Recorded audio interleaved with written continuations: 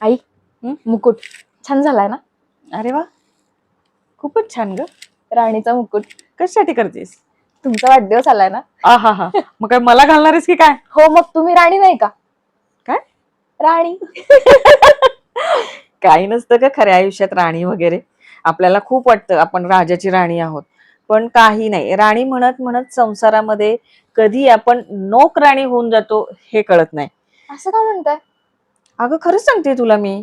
म्हणजे तुमची जी पिढी आहे ना, या पिढीचं मला फार कौतुक वाटतं. पण आमच्या पिढीत मात्र असं नव्हतं. म्हणजे तुला खरं सांगू का, आपल्या वाईतले घाट किती सुंदर आहेत की नाही. हो. माझं फार स्वप्न होतं अगं, की असं छानपैकी त्या नदीच्या झुळझुळत्या पाण्याकडे पाहत दोघांनी घाटावर बसायचं आणि छान गप्पा मारायच्या. पण नाही जमलं अगं कधी. आता घाटावर जायची वेळ आली, तरीही आम्ही अजूनही एकदाही घाटावर बसलो नाही. आणि पाचगणीच्या घाटातला झुळझुळता वारा पाहिलायस ना, अनुभवलायस की नाही खरं सांग. हो. माझी फार इच्छा आहे ग, टू व्हीलरवर मस्त दोघांनी टायटॅनिक पोज मध्ये असं छानपैकी जायचं आणि तो झुळझुळता वारा, भुरभुरता वारा असा अंगावर घ्यायचा. पण तेही कधी जमलं नाही. या माणसाला कधी वेळच मिळाला नाही माझ्यासाठी. तू काहीही म्हण, चिडते मी, रागावते. आणि आता काय 50शी उलटलीये, आता तर काही हे केलं तरी चांगलंही दिसणार नाही, असं अवस्था आहे. पण जाऊ दे, आयुष्य एकूण छान गेलं. आणि तुमच्याकडे बघून मात्र दोघांकडे खूप छान वाटतं. आई, तुम्हाला एक गोष्ट सांगू का? हा, आता गोष्ट सांगून मला काहीतरी मनवणार असशील, पण बघूया. ऐका तर हो. हा, ऐका. सांगा सांगा. हा.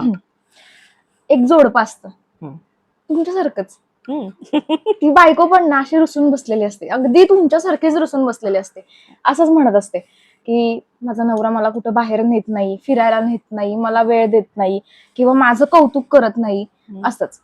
एक दिवस नवरा ना तिला घेऊन राणीच्या बागेत जातो.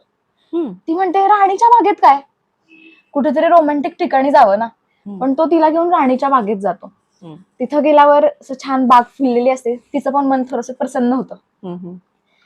सगळे असे प्राणी वगैरे असतात तिकडे सगळीकडे, पिंजऱ्यांमध्ये वगैरे वगैरे. सगळ्यात पहिल्यांदा त्यांना ना एक असं उंदीर आणि उंदरिणीचं जोडपं दिसतं. त्यांचं पण जोडपंच आहे. त्यांचं छान चाललेलं असतं. तो उंदीर तिला असं काहीतरी वेडेवाकडे चाळे करून दाखवत असतो, उड्या मारत असतो, काहीतरी चिची चिची चाललेलं असतं त्या दोघांचं. ती बायको त्याच्याकडे नवऱ्याकडे बघते, म्हणते बघा त्या उंदराला पण कळतंय प्रेम करायचं आणि तुम्हाला कळत नाही. बघ की. ऐका. मग पुढे जातात. पुढे माकड आणि माकडीण झाडावर फांदीवर बसलेले असतात. त्या माकडाचं पण असे एकदम छान मोठ्या मोठ्या असे माकड चाळे चाललेले असतात. कुठेतरी फांदीवर उडाच मारून दाखवेल, काहीतरी माकड चाळे करून दाखवेल. ती पण अशी माकडी अशी खिखी खिखी करत असते. त्यांचं छान चाललेलं असतं. ती लगेच म्हणते बघा त्या माकडाला पण कळतंय प्रेम करायचं, किती त्याला ती माकडीला खुश ठेवतोय. बघ की. मग पुढे जातात. पुढे असतं गाढव आणि गाढवी.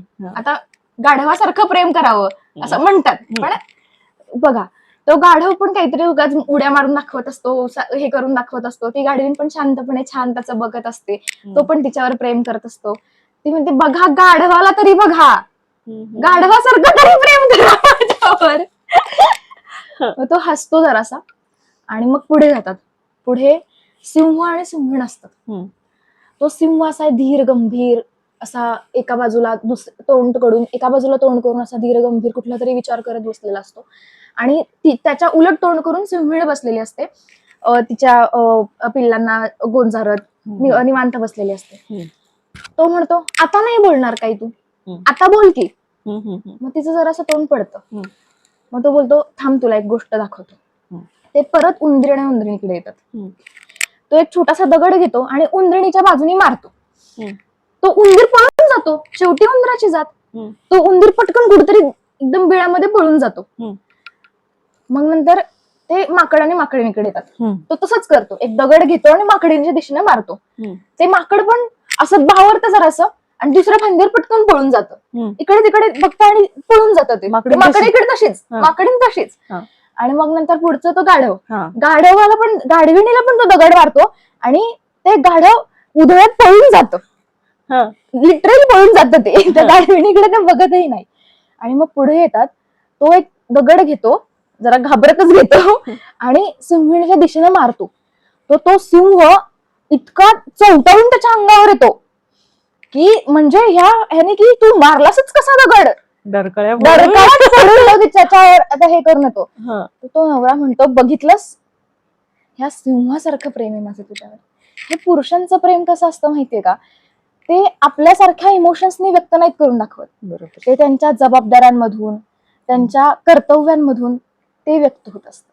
म्हणजे बाबांना तुला सिंह म्हणायचंय तर. मग ते सिंह आहेत आणि तुम्ही त्यांच्या सिंहीण आहेत आणि तुम्ही त्यांची राणी आहात. वाव, आजपासून खरंच मी राणी. आपण जाऊया पाचगणीच्या घाटामधलं भुरभुरणारं वारा अंगावर घ्यायला, आपण दोघी जाऊ. वा, खरंच जाऊया.